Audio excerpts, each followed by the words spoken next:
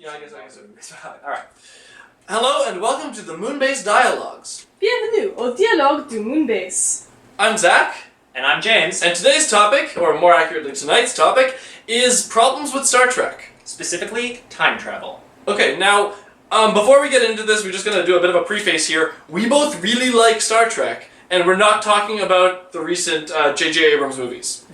That is in a parallel universe, which is shamefully stuck in something like the 50s. Anyway, Star Trek is a great show. It has a lot of merit to it. I mean, in terms of the original series, of course, you have some great cultural significance to the show. In terms of the Next Generation, you actually have a little bit of character development. In terms of DS9, my favorite, you have a lot of character development. And I know very little about Voyager. But one of the problems that plagues Star Trek a lot is time travel. The various series take different approaches to time travel. In the original series, it's actually quite ubiquitous, to the extent that when time travel shows up in DS9, the Time Travel Bureau of the Federation mentions that Kirk is a menace, with the most time travel violations on record. One of those time travel violations is one that we're going to take particular note of, the time when the Enterprise traveled back in time to the 60s to observe one of the late Apollo missions. No, this is weird, just to clarify, because in the episode it states that they went back in time at the behest of Starfleet, meaning it was very intentional. They could time travel to a point specified. So effectively, the early Federation had push-button time travel technology. Meaning time travel technology that did involve an alien artifact, a cosmic space wedgie, or supernatural being throwing you back in time. Effectively, they could do it again whenever they wanted. Now, we tend to view this incident as acceptable only in that Scotty is magic. So to clarify, if the Federation had push-button time travel technology as early as the original series and didn't use it later, any war that the Federation fought subsequently should have been moot, because you could use time travel to undo it. They might have chose not to due to some pollution of the time stream, but they already had a pollution of the warp field, which we'll get into later, and before another video. Well, thank you. And before you jump into one of those, yeah, but in Enterprise they said, the whole temporal bureau can come in and stop time travel nonsense. Enterprise was more recent than this, and everything prior to Enterprise was canon, and Enterprise is a big screw-up in terms of canon anyway, so hate me. Although, that being said, it is well established even in Voyager, and mainly in Voyager, that there is some sort of time fleet in the 29th or 31st centuries. But anyways, back to the issue of push-button time travel technology. The argument is that Scotty was magic because the Enterprise had done this accidentally when they'd been orbiting a black hole, which is what they refer to as the slingshot maneuver. They later apparently managed to improve this technique to the extent they can do it around any sufficiently large gravitational body, like a star. They specifically did it around our sun. A lot of the problem we have with this really comes from the fact that once Scotty goes away, and if you watch The Next Generation, a little bit of a spoiler here, he is alive in Next Generation timeline, but in the time between, he's gone. And a lot of our problem comes from the fact that in wars that the Federation fights, or enemies of the Federation fight, anybody with time travel is inherently going to win, just because they could go back in time. And this primarily comes up in my favorite Star Trek movie, in Star Trek First Contact. Now, what happens here is, it kills me. The Borg are approaching Earth, the Enterprise rips across space to get back to Earth in time to prevent another Wolf 359, another Borg wiping out Starfleet, to get there to stop the Borg ship approaching Earth. And so, when they're fighting the Cube, this is after the Cube has ripped through yet another Federation space fleet, but fortunately the Enterprise is being commanded by Picard, who used to be Locutus of Borg when he was assimilated, and then de-assimilated entirely by the Federation because he was only assimilated for a short period of time. Now, he's able to identify the critical relay on the Borg ship that causes it to go critical when they shoot a seemingly non-important system, a little bit like a thermal exhaust port, except this is a random point on the Cube instead of at the middle of a giant hemispherical ring. As it explodes, the Borg cube launches out a much smaller Borg sphere carrying its commander, the Borg Queen. The sphere approaches Earth and then activates some sort of temporal tunnel that throws it back in time. The Enterprise is caught in the slipstream of this and stays in the present but observes them vanish, and then they scan Earth and say, Earth has a population of 9 billion, all Borg. Now, this would be okay. Like, we're okay with the Enterprise following them back in time. We're okay with, the Borg going back in time. Even if we accept that the Borg only recently invented, in the Star Trek timeline, push-button time travel technology, why didn't they use it before they got to Earth?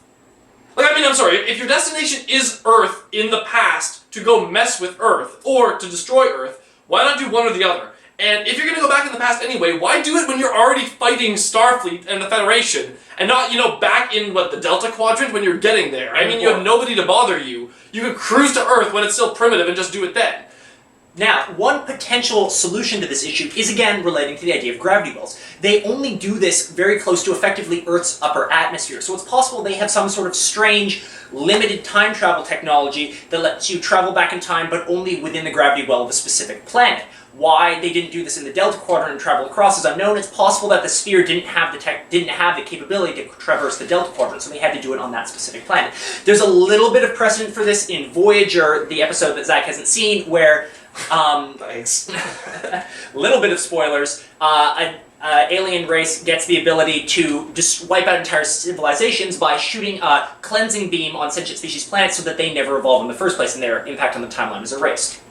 Okay, well, Even that aside, even if we accept this to be true, there's a big, like, the one inherent problem that just destroys all of Star Trek in my mind, which is really sad because I love it, is after everything in First Contact happens, and I'm not going to ruin the story for you by telling you that the Enterprise survives in the end, because you would expect it to, at the end of the entire story, everybody beams up, everything's kind of okay, the story's been solved, more or less, and their entire way back home to the future is solved by one line by Data, which is something along the lines of, Captain, I managed to match the Borg's chronometric particle emissions, and we can travel back to the future.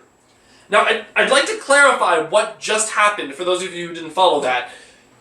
Data, in 5 minutes, and there's been about 5 minutes since they traveled back up to the Enterprise and fixed the ship. Data, in 5 minutes, invented push-button time travel for the Federation without Scotty.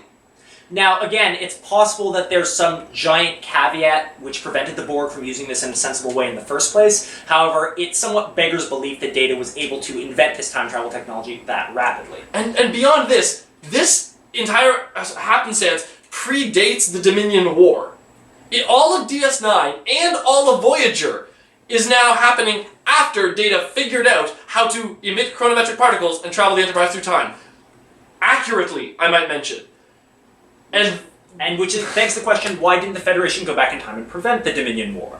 Now, there's one small potential thin ray of hope for this, which is that because there are things that somewhat establish that the Federation in the future actually has time travel technology, which is not unreasonable based on both the Federation's rate of technological advancement and the fact that so many things in the galaxy can cause time travel, it's possible that once the Federation invents this, the Federation of the 29th century shows up and says, hey, we can handle this. It turns out it's part of the main time stream that we're going to fight these horrific wars and win.